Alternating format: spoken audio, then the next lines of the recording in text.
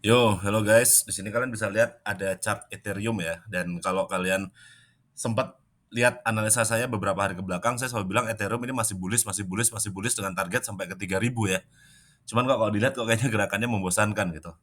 Nah, daripada kita bosan, kita coba aja lihat apa yang ada di balik layar ya. Saya akan mengajak teman-teman untuk nggak cuma explore dari harga, tapi kita ke mungkin tools yang bisa dibilang kayak fundamental analisisnya kripto ya. Saya akan coba ini ada teks ya. Kita akan mencoba untuk explore DeFi lama ya. Ini untuk melihat berbagai macam metrik on-chain, yang mana yang pengen saya bahas di video kali ini adalah gimana kita bisa melihat berbagai macam sesuatu ya, berbagai macam metrik per chain atau per protokol. Nah, maksudnya chain itu mungkin kayak Ethereum, Solana gitu ya. Protokol itu ada AAV, terus CRV dan segala macam. Sekaligus kita bisa juga cari yield buat passive income nih. Kalau misalkan kita punya duit banyak tapi nggak pengen di-tradingin, tapi pengen cuan, ya kita bisa cari nih potensinya apa aja. Lalu bisa juga ngebandingkan nanti layer satu, layer 2 segala macam ya. Dan menurut saya kalau sebagai trader ya, ini kita bisa cari sinyal bullish nih dengan metrik DeFi. Tinggal nanti kita pakai analisa technical buat cari konfirmasinya. Jadi kalau kita lihat ada yang oh kayaknya bullish nih, tapi analisa teknikalnya belum ya, kita tinggal tunggu, kita pantau dulu. Begitu ada analisanya ada sinyal yang bullish, kita baru entry. Contohnya seperti itu. Langsung aja kita ke DeFi lama ya, ini tulisannya ya. DEFILLAMA. Ini yang paling di depannya ada dashboard. Ini isinya pertama ada total value lock ya. Ini maksudnya yang dikunci di dalam suatu DeFi-nya ya gitu ya. Ini di semuanya, Ding. Ini yang semua yang DeFi lamanya tahu, ada 116 miliar dolar. Lalu market cap dari stablecoin, lalu volume dari DEX dan perpetual ya. Ini kita lihat di sini. Terus ini ada semuanya, ini semua DeFi yang ada dipantau sama DeFi lama. Ini grafik pergerakan harganya. Nah, di sini kita bisa lihat juga nih ada total value lock buat aset RWA. Mungkin kita bisa juga lihat nih. Jadi kalau misalkan RWA-nya lagi naik, lagi ngetrend, berarti kita bisa sedikit melihat bahwa itu adalah sinyal bullish bagi aset-aset kripto RWA. Kita tinggal analisa aja nanti kayak gitu. Lalu ini fees paid, ini fees yang dibayarkan oleh berbagai macam protokol. Lalu ini market cap dari stablecoin. Di sini ada volume dari DEX juga, berbagai macam DEX. Lalu ada inflow ETF. Nah, di sini ini kan baru semuanya. Kita bisa ini dong, bisa sortir berdasarkan yang kita mau. Nah, ini kita lihat, ini kan berbagai protokol ya yang ada ya. Misalkan kalau kita mau lihat protokol, ada AAV, ada Lido, Eigen, dan segala macam ya. Kita bisa sortir aja dulu ya. Misalkan saya mau sortir dari perubahan harga di 7 hari terakhir. Kita klik ini aja.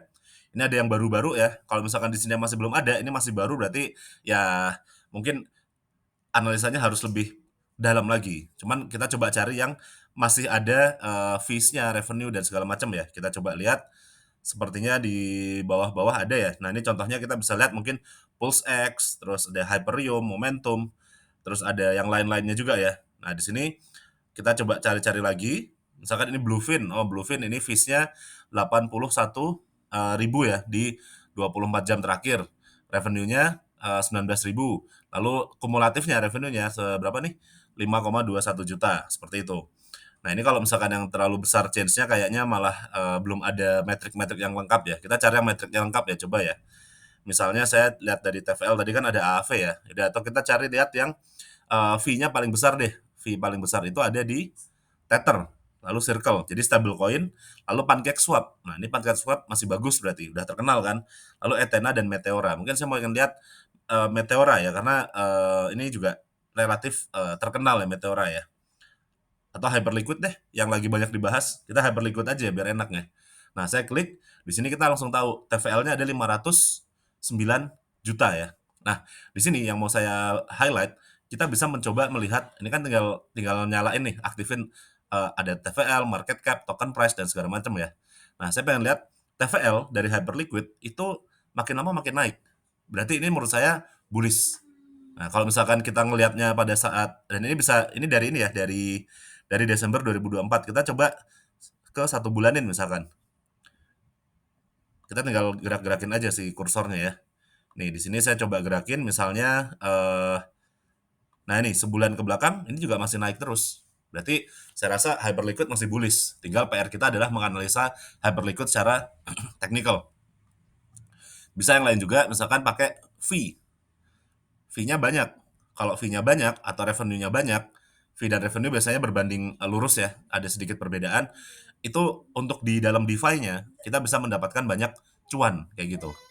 Nah, kita juga bisa hati-hati dengan unlock ya. Kalau misalkan ada event-event unlock, kita bisa waspada dengan yang namanya supply tiba-tiba banyak yang jual gitu kayak gitu. Lalu DEX volume kita bisa lihat juga sama perpetual volume kayak gimana. Nah, kalau menurut saya DEX volume itu menandakan suburnya protokol atau apa namanya? Protokol atau chain tersebut gitu ya. Nah, ini contoh di Hyperliquid, kita coba contoh yang lain lagi ya. Saya mau coba lihat yang lain lagi, bentar, back dulu. Protokol lagi, back lagi, overview lagi dulu. Lihat protokolnya misalnya saya pengen coba yang lagi yang udah banyak orang tahu kan Rhodium ya. Di Solana ini banyak meme coin yang ada di sini. TVL banyak, nah ini juga lumayan.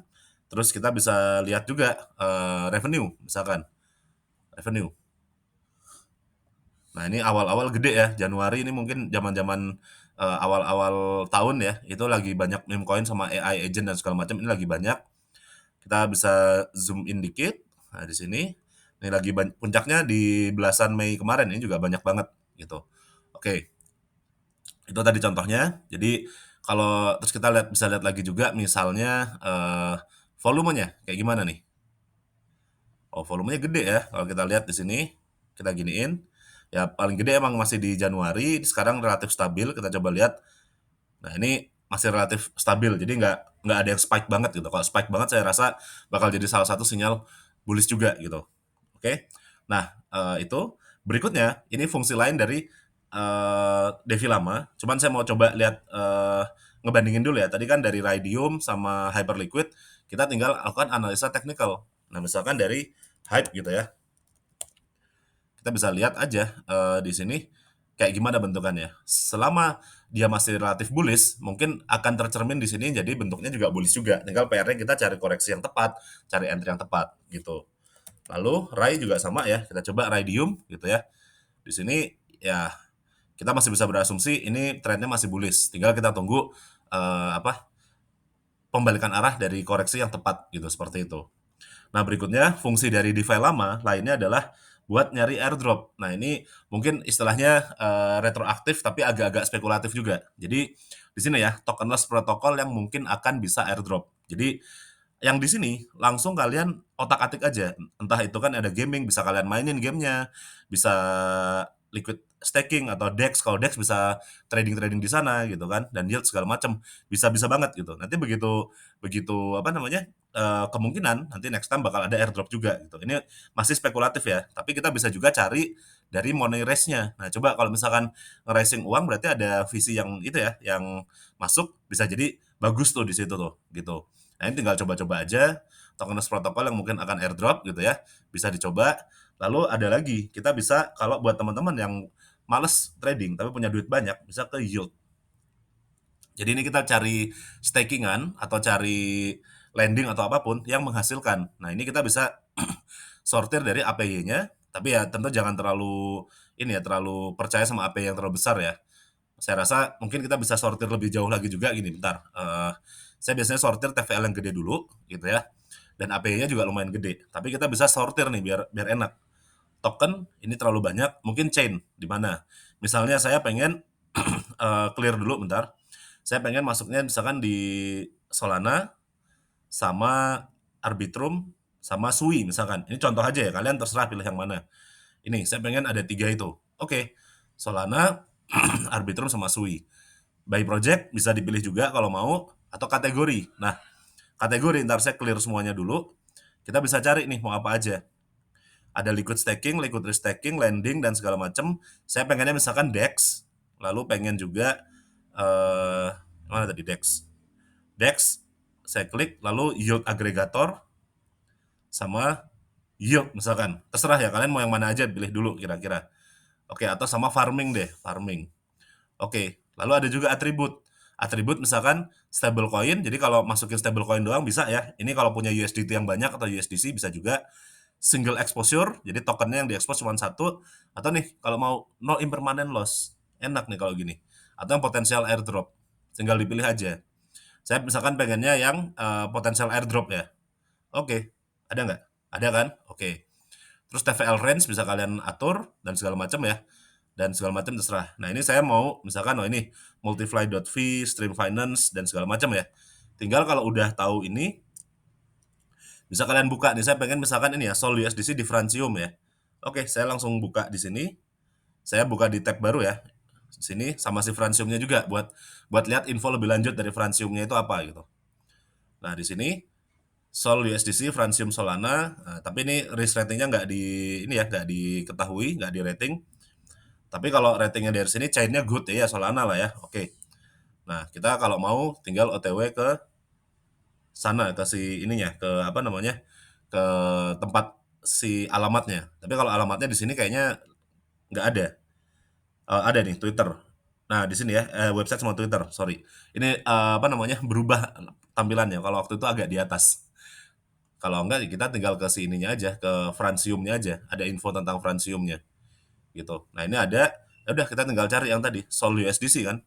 Ini kalau nggak salah ya. Udah kita tinggal pelajari. Kalau mau ya pelajari juga dokumen dari Franciumnya. Lalu baru kita masukin duit kita gitu seperti itu. Oke guys, mudah-mudahan bermanfaat ya. Mudah-mudahan bisa melihat. Cuma tadi kan di awal kita buka Ethereum ya. Kita coba lihat terakhir deh si Ethereum di belakang layarnya seperti apa ya. Kita coba balik lagi dulu ke DeFi overview. Lihat Ethereum doang aja. Ini TVL-nya berkurang tapi ya nggak apa-apa masih banyak lah ya, masih miliaran dolar. Terus mungkin kita bisa lihat DEX volume. DEX volume stabil ya, nggak ada penurunan signifikan. Maksudnya masih sekitaran segitu-segituan aja.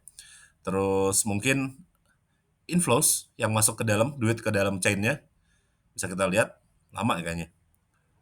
Nah inflowsnya coba ini harus dilihat gini sih. Oke, ntar ini saya hilangin aja DEX volumenya. Nah inflowsnya saya rasa selama inflowsnya masih ada gitu, itu relatif masih bagus ya. Terus kita bisa lihat juga address, kalau address yang aktif masih banyak, ya masih oke juga, masih aktif berarti gitu. Seperti itu ya. Terus kita lihat lagi di dalam Ethereum ada apa, ya tinggal kita cek-cek sendiri. Oke guys, mudah-mudahan bermanfaat. Terima kasihlah menonton. Trade safe ya. Sampai jumpa.